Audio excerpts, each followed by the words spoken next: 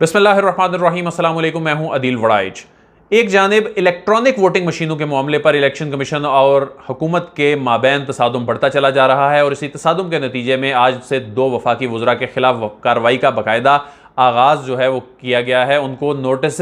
जारी कर दिए गए हैं और उनमें एक डेडलाइन दी गई है। इससे मुताल्लिक इसी वीडियो में आपको आगाह करेंगे। लेकिन दूसरी जानिब इलेक्शन कमीशन ऑफ पाकिस्तान ने नादरा के साथ भी एक नया महाज खोल दिया है और यह मामला इंटरनेट वोटिंग का है, यानी हुकूमत के साथ इलेक्ट्रॉनिक वोटिंग मशीनों के हवाले से और ओवरसीज पाकिस्तानियों के लिए जो इंटरनेट वोटिंग का मामला है, उस मामले में नादरा के साथ जो नया महाज खोल दिया है उसमें एक ख़त लिखा गया है और इस सख्त अल्फाज में ख़त लिखा गया है और इसमें यह कहा गया है कि नादरा ने जो इंटरनेट वोटिंग के मामले पर हमें ख़त लिखा है उसके अल्फाज हमारे शायान शान नहीं हैं और इसमें जो लबो लहजा इस्तेमाल किया गया है इस पर इलेक्शन कमीशन ने नापसंदीदगी का न सिर्फ इजहार किया है, बर्मी का इजहार किया है, बल्कि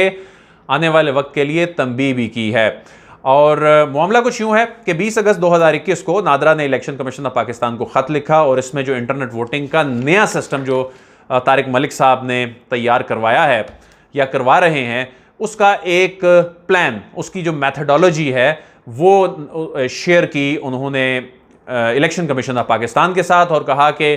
वो एक नया मुआहिदा इलेक्शन कमीशन ऑफ पाकिस्तान के साथ नादरा करना चाहता है और साथ ही उसमें ये कहा कि इसमें टाइमलाइन बहुत कम है और इंटरनेट वोटिंग पर हम पहले ही बहुत लेट हो चुके हैं, तो जल्द फैसला किया जाए। तो यानी एक सिस्टम जो 2018 को बना था, 2018 का जो बना हुआ सिस्टम है ज़ाहिर है वो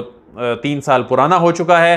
तो अब एक जो नया सिस्टम 2021 में तारिक मलिक साहब जो तैयार करवा रहे हैं उसमें वो चाहते हैं कि जो इलेक्शन कमीशन ऑफ पाकिस्तान है वो नया मुआहिदा करे। इससे पहले वाला जो पुराना सिस्टम है उसका भी एक मुआहिदा किया गया था, तो अब एक नया मुआहिदा नए सिस्टम के लिए होना चाहिए। तो ये 2.4 अरब रुपए का एक ये जो प्रोजेक्ट है इसके हवाले से तफसीलात इलेक्शन कमीशन के साथ शेयर की गई। तो ये 20 अगस्त को खत लिखा गया था। उसके बाद फिर 6 सितंबर 2021 को रिमाइंडर के लिए खत लिखा गया।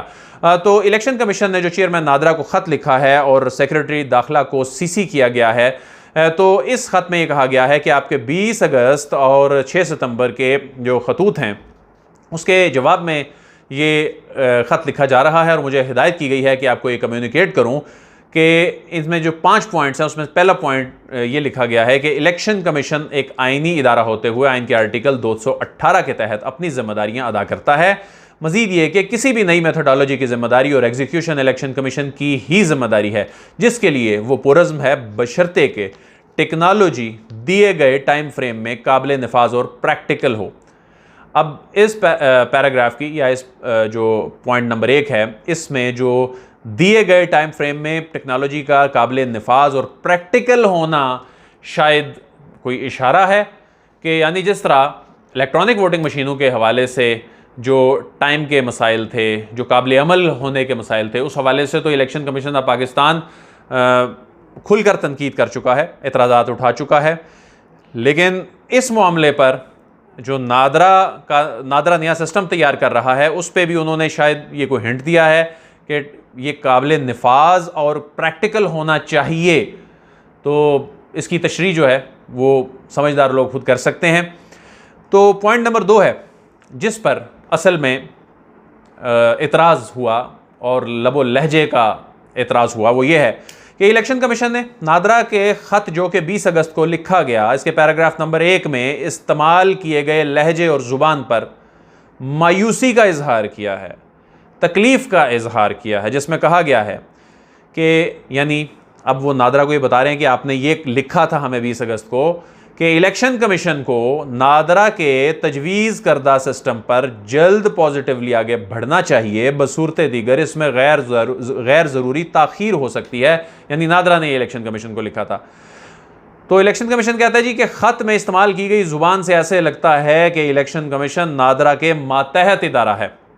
जो कि एक आइनी इदारे को डिक्टेट कर रहा है।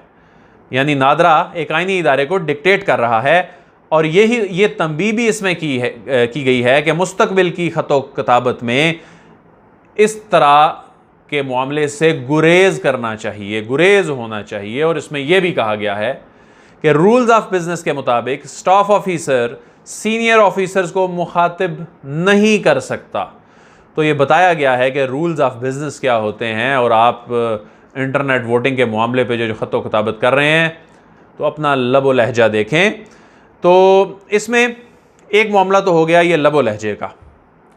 और यानी लब व लहजा क्या है कि जी जल्दी पॉजिटिवली आगे बढ़ें और ताकि ताख़ीर ना हो जाए। और इसमें जो पॉइंट नंबर 3 है उसमें ये कहा गया है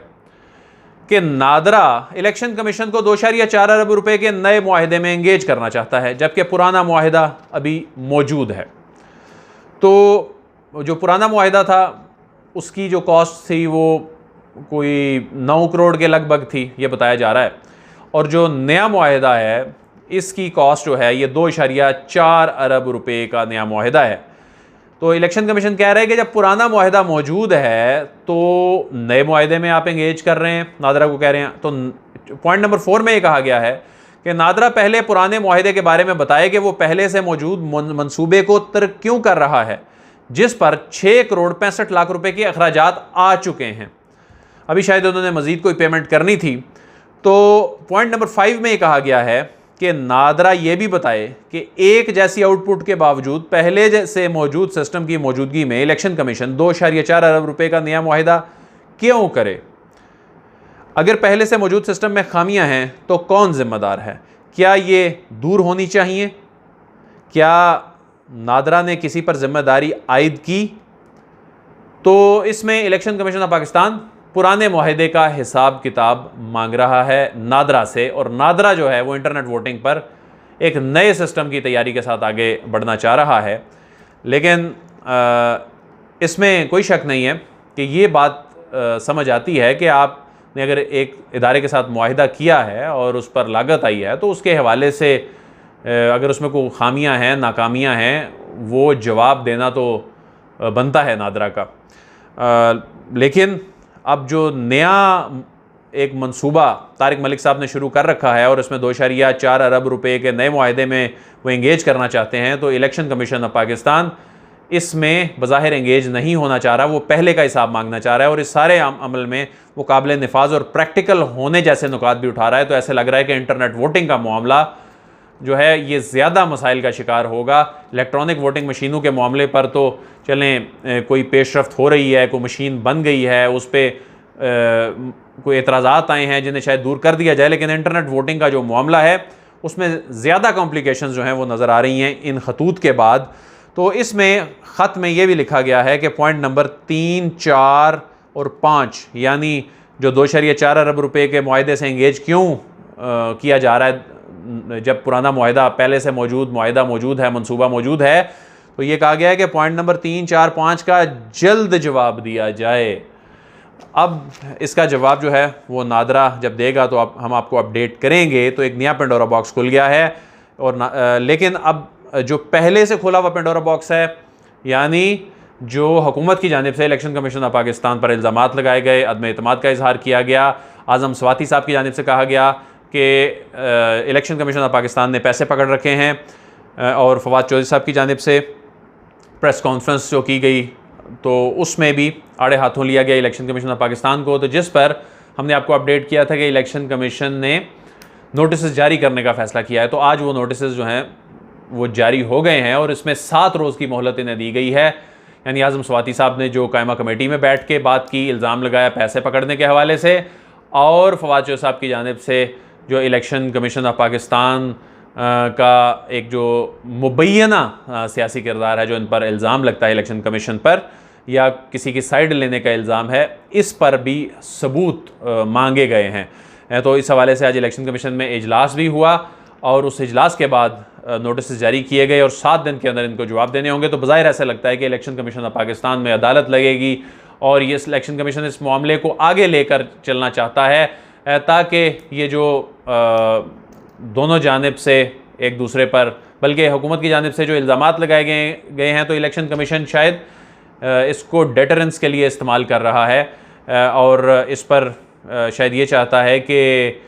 ये बयानबाजी का सिलसिला उस जानिब से रुकना चाहिए, और शायद इसीलिए ये नोटिसेस, और अब चूँकि आगे अदालत और जो तौहीन अदालत के इख्तियारात हैं इलेक्शन कमीशन ऑफ पाकिस्तान के बाद